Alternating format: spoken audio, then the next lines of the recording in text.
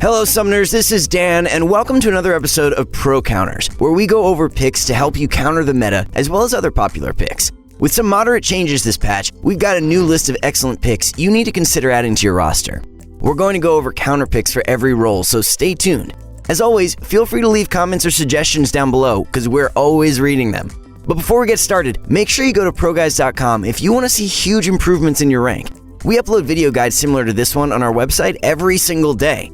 As of now, we're currently uploading a Challenger gameplay analysis guide for every single champion, so make sure to click that link below. Also, we have an exclusive coaching feature called InstaPro, which provides instant, on-demand, 24/7 coaching from the best of the best. Trust me guys, you don't want to miss out on this, so sign up today. Alright, now with that all being said, let's jump right into it.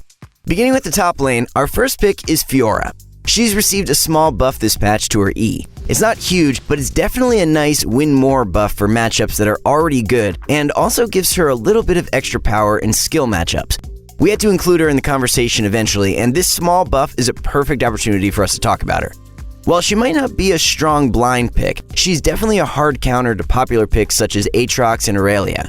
Against several other picks like Jax and Riven, she has skill matchups that are definitely doable.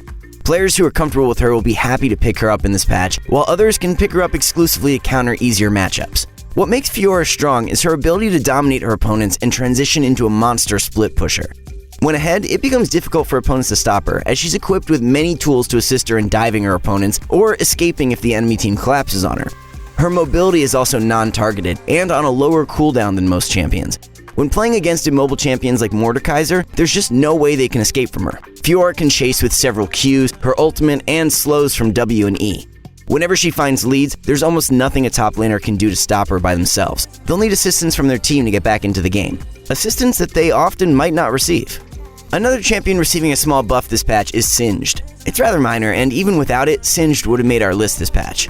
Although his ability to draw pressure and proxy waves might not be game-breaking in the current meta, it's still a nice asset to have alongside the fact that he has favorable matchups into many popular top laners. Many of the strongest champions at the moment strive in longer trades as a result of Conqueror. Singed also prefers longer trades, as it allows him to kite and deal damage over time with his poison.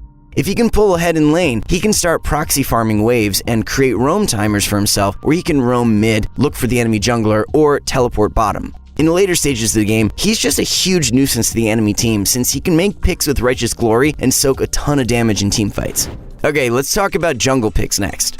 A returning member to our cast this patch is Kindred. She's a strong counter to some of the most popular competitive picks like Olaf and Sejuani. Aside from that, she also holds her ground versus many champions popular in solo queue, while outscaling most of them. Most junglers will find difficulty dueling Kindred early on because of her range advantage. With it, she can kite her opponents or simply disengage if she judges that the fight is unfavorable. She'll have the ability to skirmish in the river or even look for invades if her laners have priority. Kindred puts your opponents on a timer without you needing to sacrifice any jungle pressure in some matchups. Even against champions with strong burst or lockdown like Vi and Evelynn, Kindred's ultimate can be extremely useful. The ability to stall fights and prevent attempts at bursting a teammate makes Kindred a huge teamfight threat as well as a devastating counter ganker. Take advantage of the low cooldown on her Q. She can traverse through walls or use them as an obstacle to kite opponents trying to fight her. Udyr has been seeing success in the jungle recently as well. Although he's a simple champion with few options, he's a strong duelist that many junglers try to avoid in the early stages of the game. Pair this with his quick clear, and Udyr is a champion that can invade opponents to force them into difficult situations. Unfortunately, he does come with weaknesses. He's easily kited and can be extremely underwhelming when behind. To compensate, you need to be proactive when you pick Udyr by clearing your jungle efficiently while also pressuring the map. You also don't gain an ultimate at 6, which kinda sucks, but at least it makes him a great pick when Sylas is on the enemy team. An advantage you have as Udyr is that you'll stay healthy throughout most of your jungle clear. You don't have to worry too much about being invaded, as you can try to walk away from ranged opponents or turn around to fight melee ones. Udyr's raw damage output in the early game allows him to look for 1v1, 2v2, or 3v3 fights in the early game to start snowballing. His high damage output and stun also make him a great counter ganker if you're able to deep ward and perceive ganks. That aside, let's go mid now. Take a second to blink and register what you're seeing. Our first pick mid is Garen. One of the best Garen players in the world, Wrist, recently brought attention to Garen's power. He, alongside other Garen mains, have realized that he's actually a stronger mid laner than top laner at the moment. The biggest reason for this is that he can't properly utilize Conqueror like other bruisers and juggernauts. Ranged top laners also get to farm Klepto for free on him, so there's not many matchups that'll easily play out in his favor. In the mid lane, he acts as a strong counterpick to assassins as a result of his tankiness, anti-burst from W, and silence. An added bonus is his flex potential and ambiguity. He's typically played as a top laner and as a bot laner alongside Yuumi in competitive play, so it can definitely come as a surprise to your opponents when you play him mid. Playing mid also allows him to run Predator, since he can use it to return to lane quickly and give him better backline access in the later stages of the game. Garen can be obnoxious for many mid laners to play versus because of how beefy he is and how difficult he is to lock up because of his tenacity. In the later stages of the game, his silence is honestly a nightmare to play versus when most mid lane champions rely heavily on their abilities. When they're able to use their abilities, players versing Garen will still find trouble dealing damage to him because his W provides significant damage reduction for the first 0.75 seconds after it's cast. Since he's kiteable, however, be careful when picking him blind, as you can potentially give your opponent a free farm lane if they lock in a scaling ranged champion. A pick that's been taking high elo by storm is Tristana. She's seeing a lot of play as a solo laner, and while some may consider her OP, we think it's safer to just say she's an amazing counterpick. Due to her scaling and ability to bully out melee champions, it can be pretty darn difficult to play against her.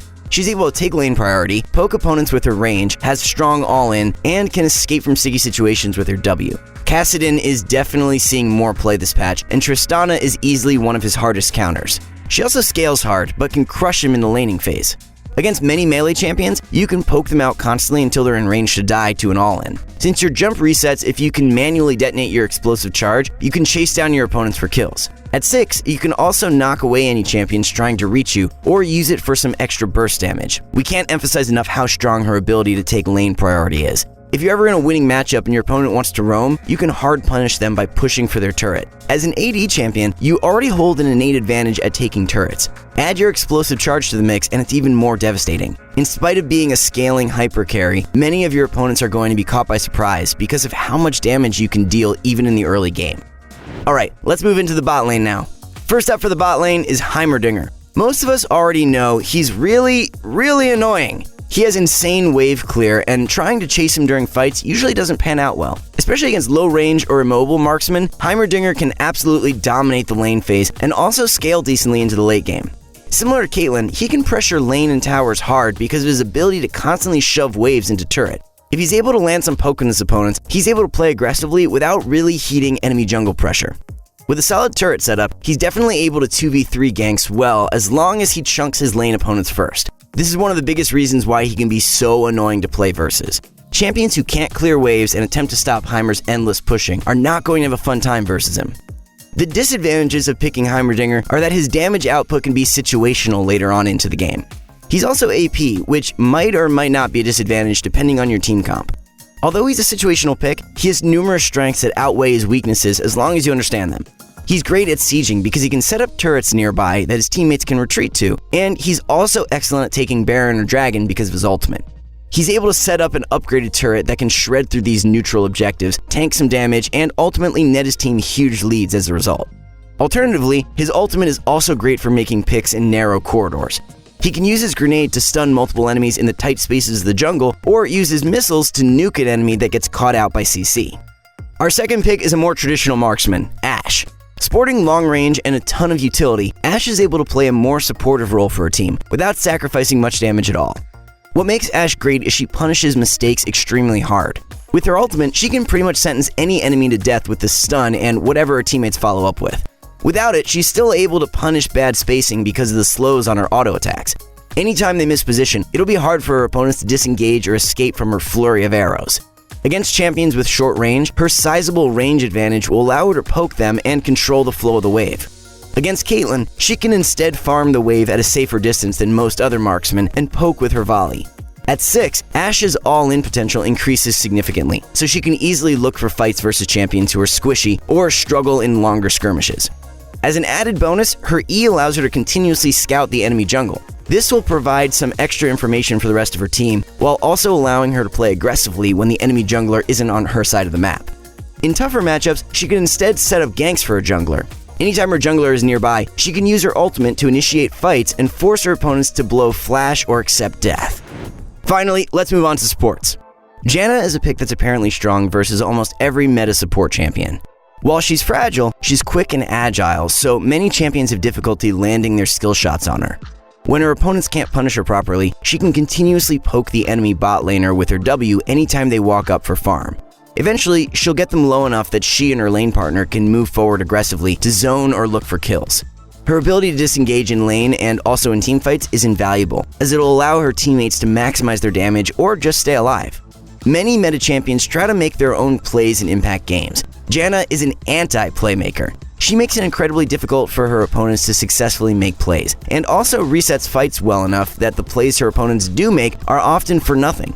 Most champions in League deal the most damage or have the most impact off of initial engage or cooldown. Kennen ult, Rakan ult, Twitch stealth, you get the idea. Janna's ultimate allows her to basically reset fights as she knocks enemies away and also heals her teammates. Once enemies have expended crucial abilities, they have to restart fights without them. It's only an uphill battle from there. For our final pick, we want to welcome back Fiddlesticks from several patches ago. Equipped with both a silence and point-and-click fear, he can disengage versus opponents and wait for his cooldowns to come back up. When they're not aggressing on him, he can use his E to land some free poke and silence his opponents. The combination of his CC makes him a great pick into Pyke specifically, since Fiddle has two ways of canceling his pull. Against squishier champions, he has a lot of kill pressure on them after level 6, since he gains access to his ultimate. While fighting his enemies, he can silence them and then fear them, making it impossible to respond optimally for a few seconds. Range supports that lack range struggle versus him because if they get silenced, they can't trade back until it wears off. Meanwhile, Fiddlesticks can either fear them if needed or walk away to safety when possible. The cherry on top is that he can run Aftershock, making it extremely difficult to kill. Alright, that concludes this episode of Pro Counters. Thanks so much for watching, guys. If you want more content to help you improve, check out ProGuides.com, where we've teamed up with pro players to create guides designed to take your game to the next level. Also, keep an eye out on our YouTube channel, where we're constantly updating it with new content just like this. If you guys want to follow me on all social channels, you can find me at @DanielAmmerman, and good luck out there on the Rift. We'll see y'all next time.